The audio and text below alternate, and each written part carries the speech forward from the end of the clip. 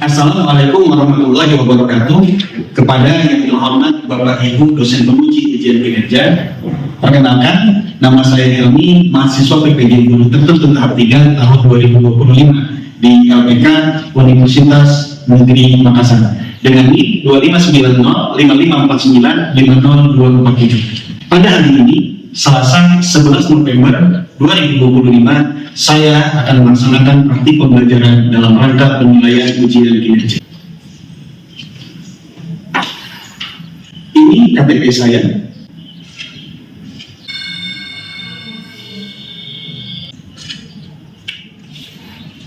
Dan ini kartu ujian atau bukti lapor diri.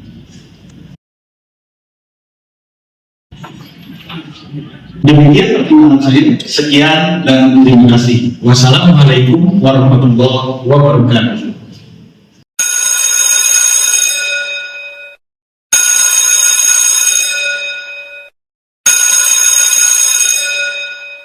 Assalamualaikum.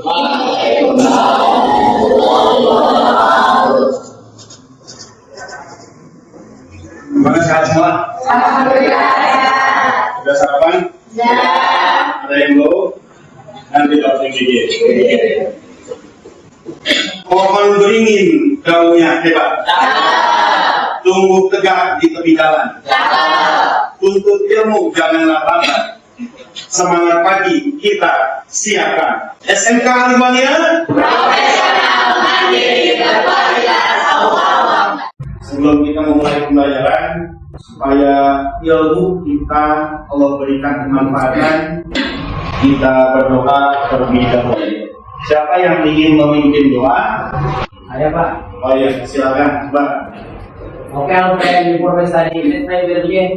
Bismillahirrahmanirrahim. Rabbi zidni ilman warzuqni fahman. Ini sekali berbicara. Wassalamualaikum warahmatullahi wabarakatuh. Waalaikumsalam warahmatullahi wabarakatuh. Saya akan cek keadilan terlebih dahulu. Alan Rama Saputra, Amanda Yasa Putri, Asifa Ramadhani Putri, Devina Dinda Hasan, Palisa Ranira, Ihsan Motorik, Ismatul Elia Sahwa, Husnul Khotimah. Alhamdulillah. Husnul Khotimah. Lesti Libustian, Lutfia Dwi Cahyani, Magdalena, Akbar Ramadan, Muhammad Arya Triputra, Putri Apriani. Bila ada keterangan, ketua kelasnya Akbar. Ditanyakan ya. Rizky Ramadan, Sapitri Oktaviani, Salma Nurul Insani, Saskia Aulia Rahman, Zesa Aiza, Sulaiman Yoga Kawita, Galatran Julia Retno Anggraini. Alhamdulillah. Sebelumnya kita sudah membahas terkait dengan media digital, termasuk di dalamnya kita juga bahas undang-undang dan undang-undang. Kali ini kita membahas lebih lanjut terkait dengan regulasi dan pengaruh. Ini garis bawah ini, pengaruh media digital pada analisis kasus ganda undang-undang ITE dan hak cipta. Baik, kita akan tes breaking terlebih dahulu. Ada breaking salam yes. Kalau saya bilang satu berarti yes. Kalau saya bilang dua berarti Iya. Kalau saya bilang tiga berarti Kalau saya bilang empat Konsentrasi. Saya bilang lima. Siap. Udah siap? Siap. Baik. 1, 2, 3, 4, 5, 3, 1, 4, 5, 1. Yes.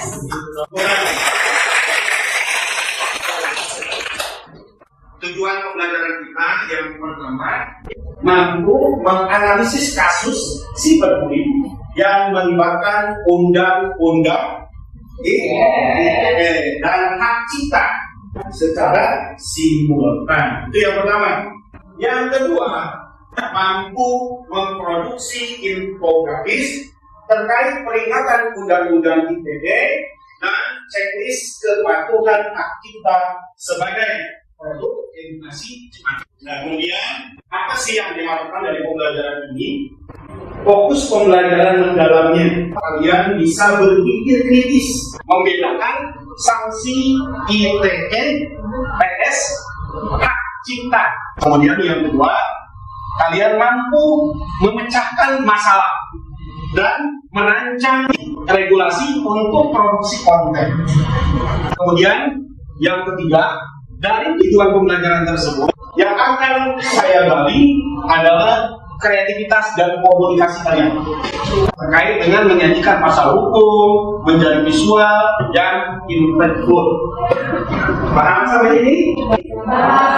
Kita sepakati perilaku berikut supaya pertemuan kita bisa yang pertama, mulai dan selesai tepat waktu. Itu yang pertama. Yang kedua, menggunakan gawai pada waktu.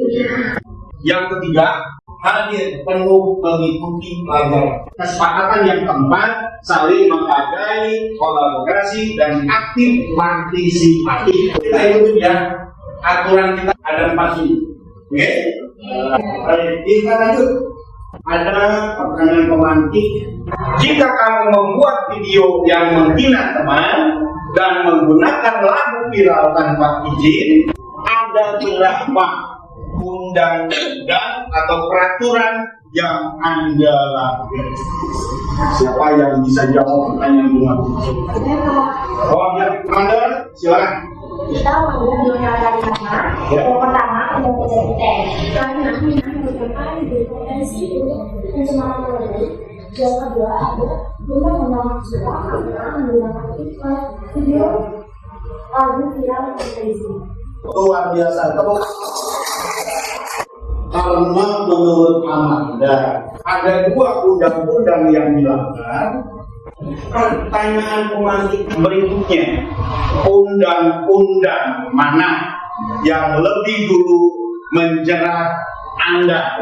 Undang-undang ITE atau undang-undang hak cipta?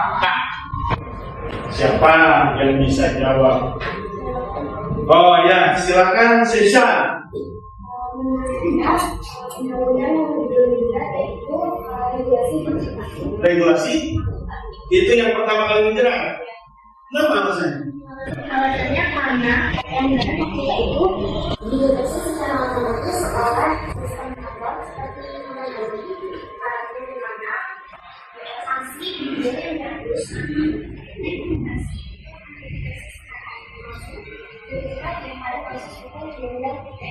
Oh, luar biasa.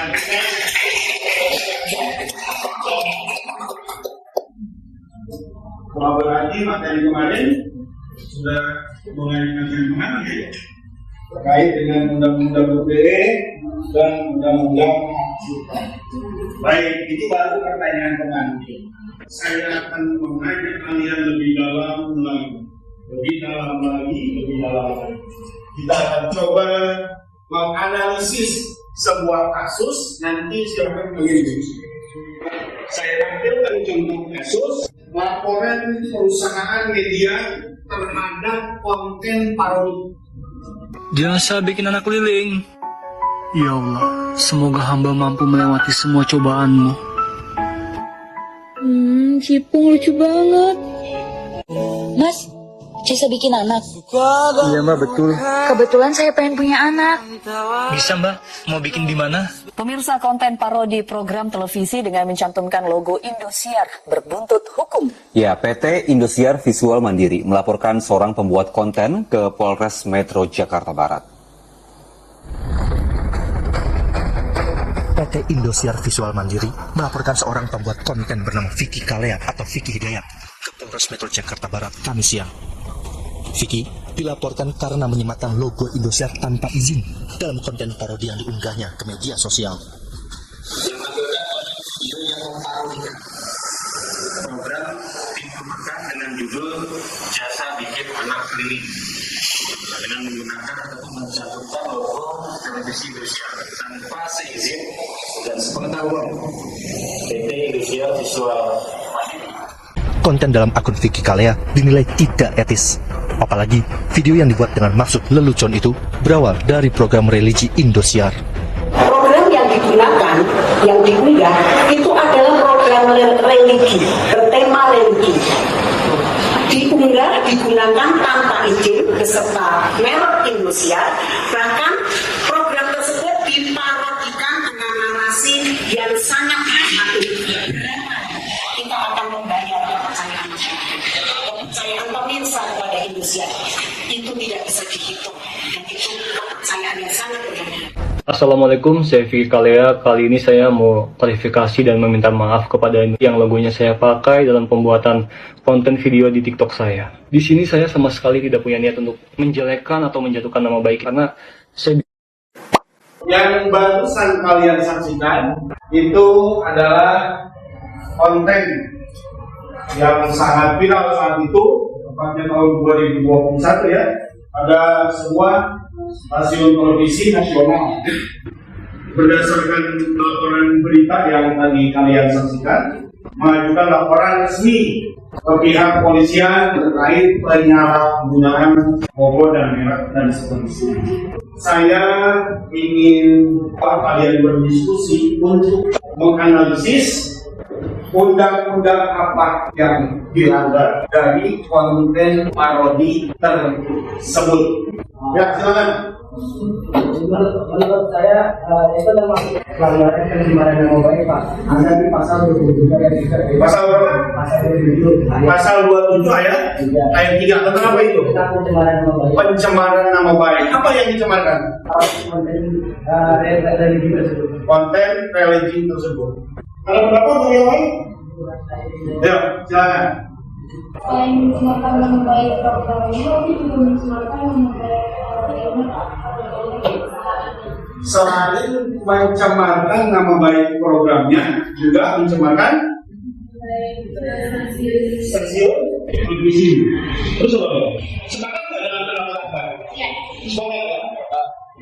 Jadi itu pencemaran nama baik. Ada yang punya pendapat lain? Oke. Ya, silakan teman.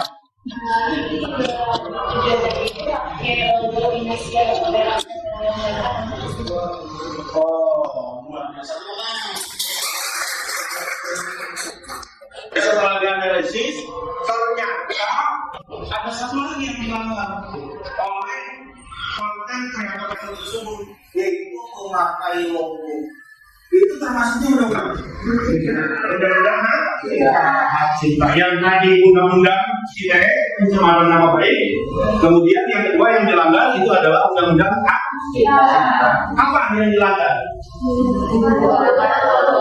Menggunakan logo tanpa ada tambahan terkait dengan ini? Selain kita logo, kita masuk ada hak cipta musik, Pak. Hak cipta musik. Juga ya, apa namanya, ada perlindungan hiburan gitu. Nah, dia memakai musik apa? Memakai musik Indonesia. Memakai musik Indonesia. Oh, itu program Indonesia.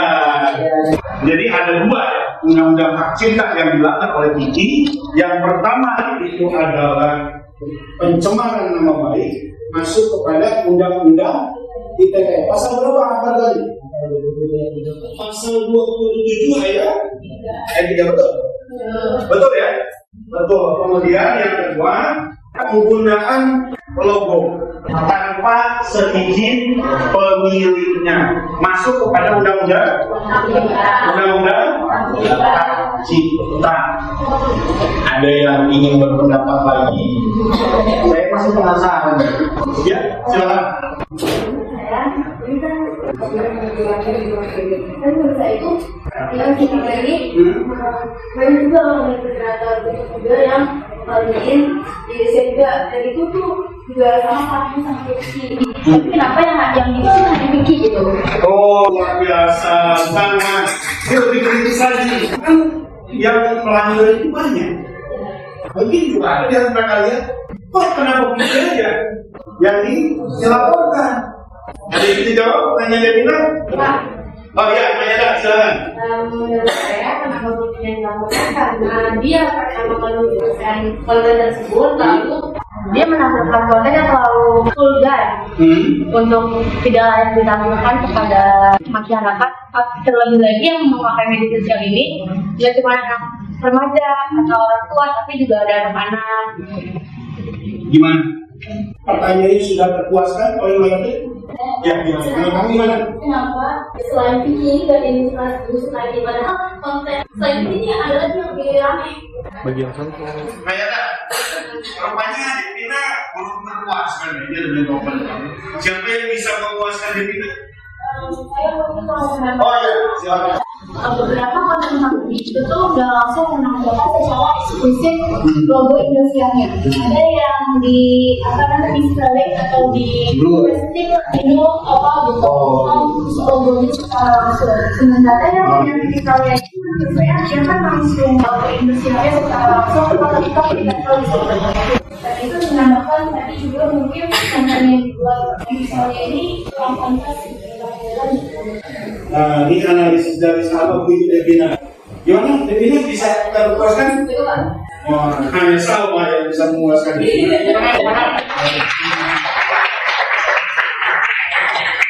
Ada yang ingin ditanyakan? Tadi disebutkan dalam masalah sama bahwa kita dilarang mengekspresikan online musik advertising, tapi di platform kayak YouTube atau Instagram itu kan ada misalnya library pilih musik yang kita mau dan dijadikan Backsound. story atau post yang ada sementara maka sudah di sini.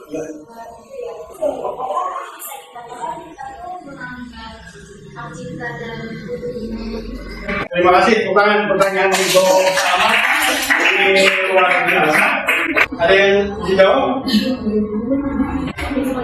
Jadi ada di beberapa platform memang menyediakan. Ketika itu memang disediakan, berarti pihak mereka yang memiliki platform itu sudah confirm bahwa musik yang disajikan atau disuguhkan untuk kalian bisa download itu diperbolehkan.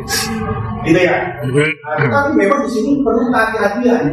Di sini di bawah itu ada copyright. So, jelas? Jelas ya? Kita lanjutkan setelah kalian berdiskusi menganalisis video pencemaran nama baik dan pelanggaran hak cipta. Saya akan membagi kalian ke beberapa kelompok. Kelompok satu ada Amanda, Sesa, Rizky Ramadan, sama Siva. Kelompok dua ada Mayada, Palisa, Lesti, dan Arya. Kelompok tiga ada Devina, Alan, Sakitri, dan Abdullah. Kelompok keempat ada Salma, Lutfia, Julia, dan Sule. Kemudian kelompok lima ada Ismail, Elia, Raya, Fatima, dan Musa Natarin. Kelompok enam Akbar, Putri, Saskia, dan Tito. Silakan kalian bentuk seperti forum. Oke, sudah terbentuk 6 kelompok ya.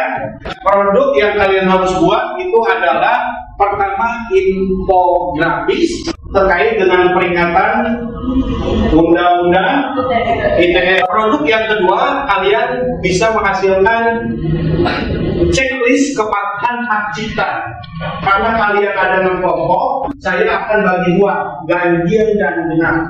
Untuk yang ganjil tugasnya membuat checklist kepatuhan hak cipta. Kemudian untuk yang genap membuat infografis peringatan undang-undang ITE.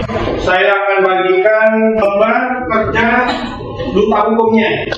Di akhir akan bertukar lembar kerja duta hukum tersebut. Yang infografis akan bertukar dengan yang checklist. Bisa dipahami terusnya? Baik. Kemudian nanti yang terakhir juga kalian akan mengasesmen rekan sejawat. Nah ini lembarnya saya akan bagi ini per kelompok. Ada yang ingin ditanyakan sebelum kalian mengerjakan tugas? Sudah? Dimulai.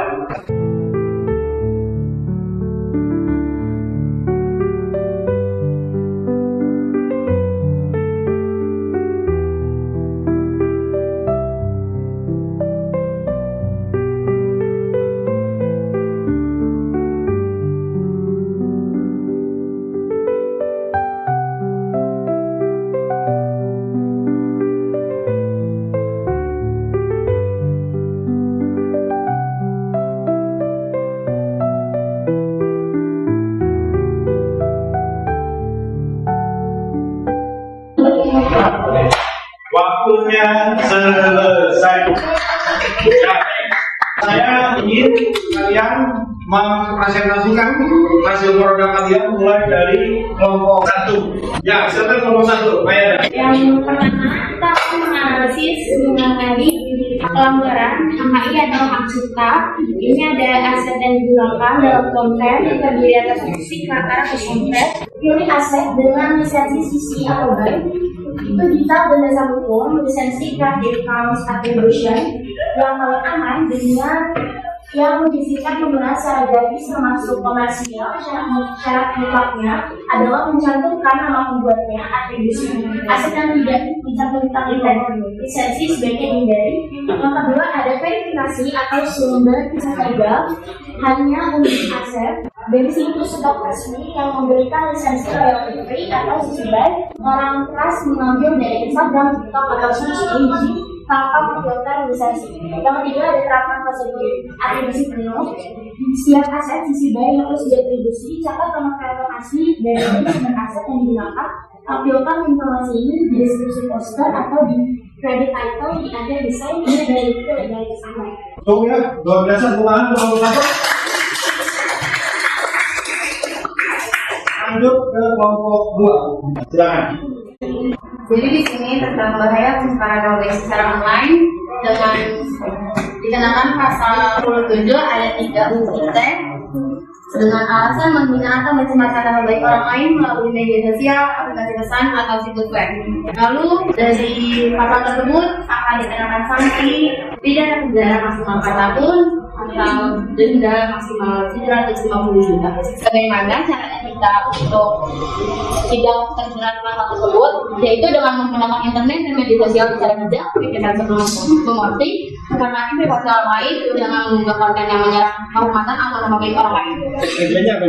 Bijak di dunia maya, aman di dunia nyata. Oke, jadi ada undang-undangnya, kemudian sanksi yang dikenakan, kemudian ada temanya. Nah itu kan instruksinya seperti itu. Lanjut ke kelompok ketiga.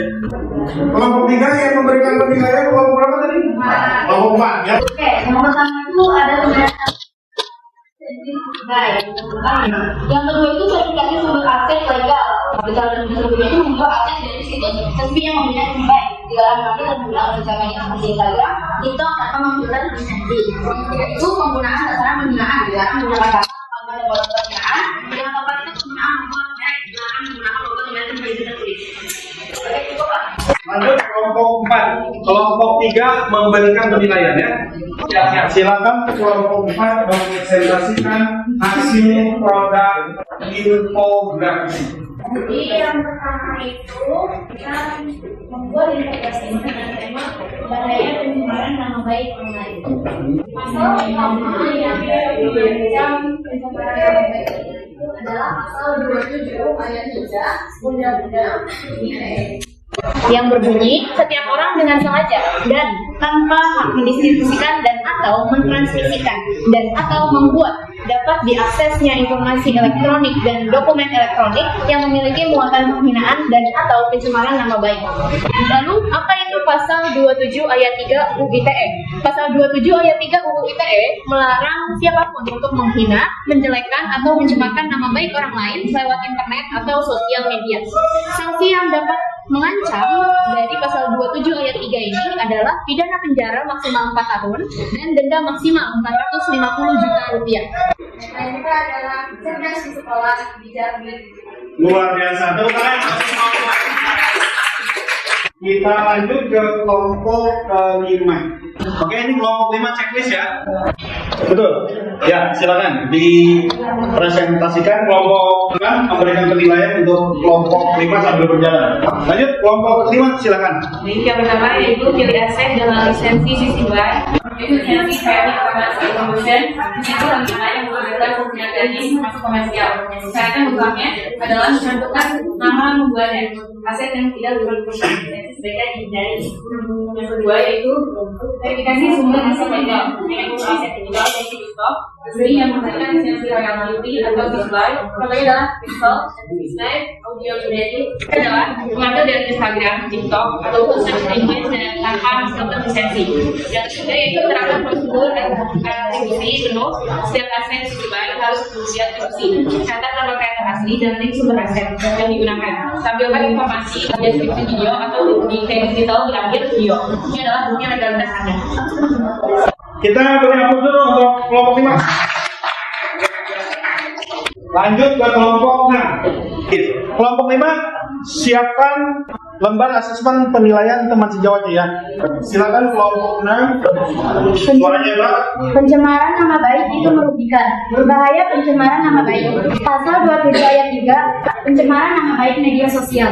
Denda maksimal 750 juta. Pidana penjara 4 tahun. Penghinaan dilarang menggunakan dan bijak di media sosial. Lunas, sebelum upload atau komentar, hukum nyata, bukan cuma blokir, kasus ISA, delikat, bentuk keadilan. 2. Jaga reputasi, jejak digitalmu permanen rusak. Baik-baiknya apa? Cerdas di sekolah, bijak di era sosial media. Rajin sekolah Indonesia. Luar biasa. Doakan untuk kelompok 6. Baik, asesmen audit ganda sudah menggunakan lembar kerja kita hukum digital dan penilaian secara cepat. Untuk selanjutnya kita refleksi. Ada 3 pertanyaan. Exit tiket refleksi. Yang pertama, dari kedua regulasi ITE dan hak cipta, mana yang paling Anda takuti dan mengapa? Refleksi yang kedua, sebutkan satu perubahan perilaku yang akan Anda lakukan di media sosial setelah pelajaran ini. Kemudian yang terakhir, pelajaran terpenting apa yang kalian dapatkan dari proses produksi cepat tersebut yang akan kalian lakukan? Silakan pertanyaan itu dijawab ini. Untuk pertanyaan pertama berwarna kuning, pertanyaan yang kedua berwarna pink, kemudian pertanyaan ketiga berwarna hijau. Hasil jawaban kalian tempelkan di papan tulis. Bisa dipahami? Dikasih nama juga boleh. Coba di rapinya dulu ya.